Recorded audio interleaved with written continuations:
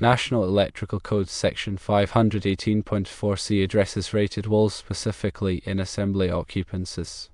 This section mandates that areas of egress, such as hallways, must be separated from other areas by 1 IO rated walls.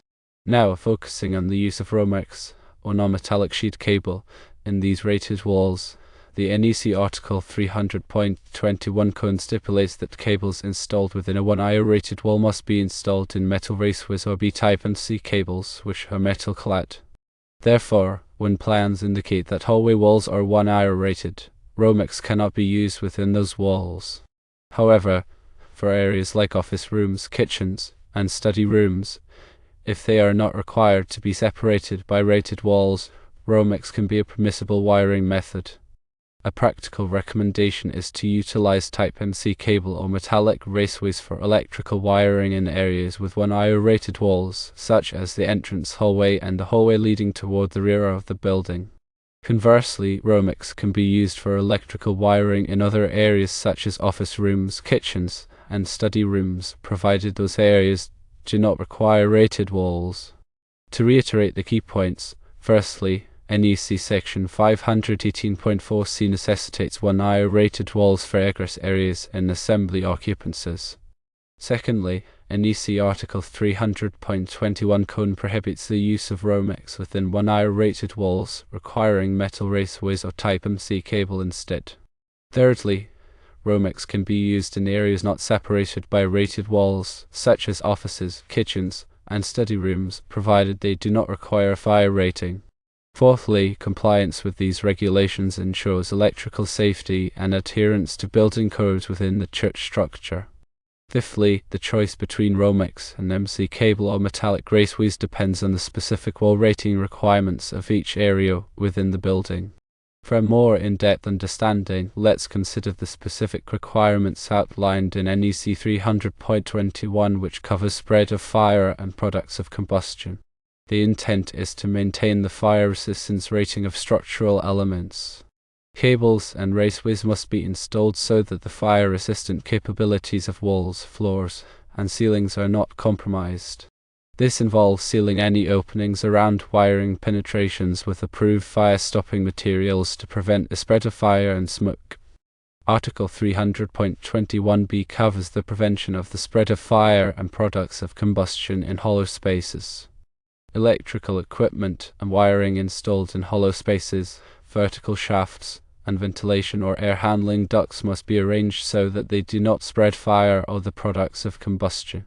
This can be achieved by using fire-rated cables and raceways, as well as proper sealing methods.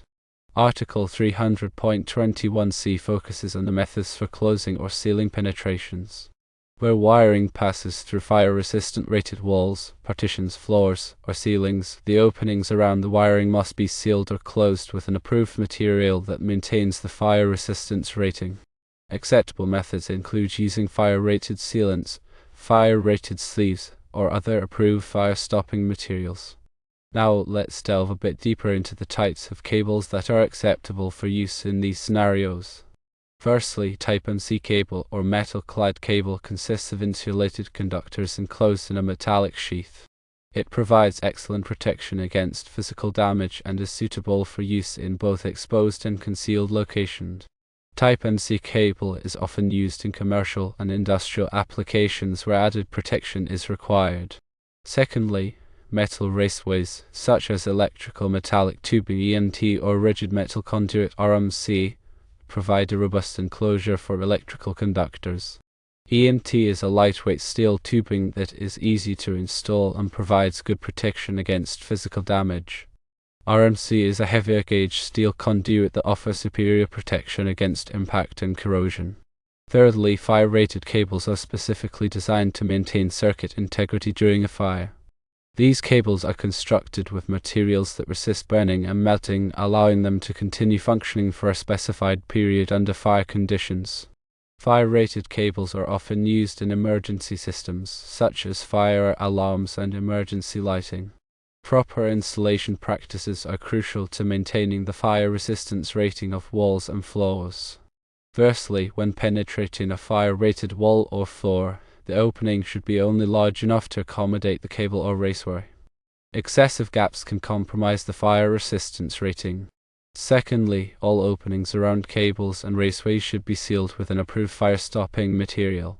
This material should be listed for the specific application and should be applied according to the manufacturer's instructions. Thirdly, fire-stopping materials should be inspected regularly to ensure they're in good condition. Damaged or deteriorated fire-stopping should be replaced promptly to maintain the fire resistance rating. Using appropriate fire-stopping materials is essential for preventing the spread of fire and smoke through penetrations in fire-rated walls and floors. Firstly, fire-rated sealants are designed to expand when exposed to heat, filling gaps and preventing the passage of fire and smoke. These sealants are available in various formulations to suit different types of cables and raceways. Secondly, fire-rated sleeves are prefabricated devices that fit around cables and raceways, providing a fire-resistant barrier. These sleeves are easy to install and offer consistent fire protection. Thirdly, mineral wool is a fibrous insulation material that is highly resistant to fire. It can be packed around cables and raceways to provide a fire-resistant seal. Fourthly, fire-rated putty pads are pliable, moldable pads that can be used to seal small openings around cables and boxes. These pads are easy to apply and provide a reliable fire-resistant seal. The NEC provides specific guidelines for the installation of electrical wiring in various types of construction. Firstly, in fire-resistant rated construction, the NEC requires the use of wiring methods that maintain the fire resistance rating of the building elements.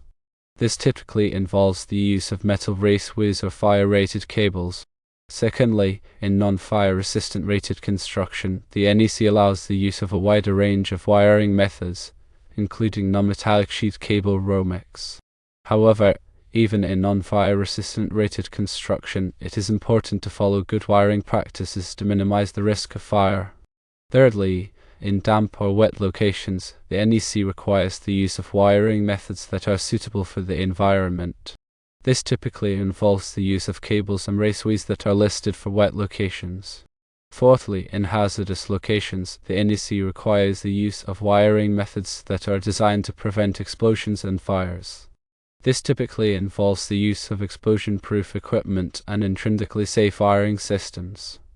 It is also important to consider local building codes and regulations which may impose additional requirements for electrical installations. Local codes may vary depending on the jurisdiction and may address specific issues such as the type of wiring methods allowed, the spacing of supports, and the grounding requirements.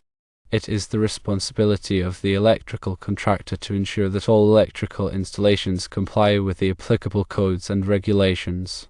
This may involve obtaining permits, submitting plans for approval, and undergoing inspections by local authorities. Non-compliance with codes and regulations can result in fines, penalties, and delays in project completion. Understanding the fire resistance ratings of building materials is essential for ensuring the safety of occupants. Fire resistance ratings are expressed in terms of time, typically in IROs, and indicate the duration for which a material or assembly can withstand exposure to fire. Firstly, a 1 IR fire resistance rating means that the material or assembly can withstand exposure to fire for 1 IR without structural failure or the passage of flame or excessive heat. Secondly, a 2 IR fire resistance rating means that the material or assembly can withstand exposure to fire for 2 IRs. Thirdly, fire resistance ratings are determined through standardized testing methods, such as those established by Underwriters Laboratories UL and ASTM International. These tests simulate real-world fire conditions and measure the ability of materials and assemblies to resist fire penetration and heat transfer. Electrical inspections play a crucial role in verifying that electrical installations comply with codes and regulations. Electrical inspectors are typically employed by local governments or third-party inspection agencies. Firstly, inspections are conducted at various stages of the construction process, including rough-in, when the wiring is installed but before it is concealed, and final inspection when all electrical work is complete. Secondly, inspectors examine the wiring, grounding, and bonding to ensure they meet code requirements. They also check for proper installation of electrical equipment and compliance with safety standards. Thirdly, if an installation fails inspection, the contractor must correct the deficiencies and request a re-inspection. Failure to correct deficiencies can result in fines and delays. Grounding and bonding are essential for electrical safety. Firstly, grounding provides a path for fault current to flow back to the source, tripping a circuit breaker or fuse and de-energizing the circuit. This helps to prevent electrical shock and fire hazards. Secondly, bonding connects all metal parts of an electrical system together, creating a low impedance path for fault current. This helps to minimize the voltage difference between metal parts and reduces the risk of electrical shock. Thirdly, the NEC provides detailed requirements for grounding and bonding, including the size and type of grounding conductors, the methods for connecting grounding electrodes, and the bonding of metal raceways and equipment enclosures. Proper wiring methods are essential for ensuring the safety and reliability of electrical systems. Firstly, wiring methods refer to the types of cables and raceways used to install electrical conductors. The choice of wiring method depends on factors such as the environment, the type of occupancy, and the applicable codes and regulations. Secondly, some common wiring methods include non-metallic sheathed cable Romex, metal-clad cable NEC cable, electrical metallic tubing EMT, and rigid metal conduit RMC. Thirdly, each wiring method has its own advantages and disadvantages, and it is important to select the appropriate wiring method for the specific application. Overcurrent protection devices, such as circuit breakers and fuses, protect electrical circuits from overloads and short circuits. Firstly, circuit breakers are automatic switches that trip open when the current exceeds a predetermined level. Fuses are one-time devices that melt and open the circuit when the current exceeds a predetermined level. Secondly, the NEC requires that all electrical circuits be protected by overcurrent protection devices. The size of the overcurrent protection device must be matched to the ampacity of the circuit conductors. Thirdly, overcurrent protection devices must be readily accessible and properly labeled. Proper labeling of electrical panels and circuits is essential for safety and convenience. Firstly, electrical panels should be clearly labeled with the voltage and amperage of the service. Each circuit breaker or fuse should be labeled with the area or equipment it serves. Secondly, labels should be durable and easy to read. They should be updated whenever changes are made to the electrical system. Thirdly, proper labeling can help to prevent accidental shutoffs and make it easier to troubleshoot electrical problems. Regular maintenance of electrical systems is essential for ensuring their safety and reliability.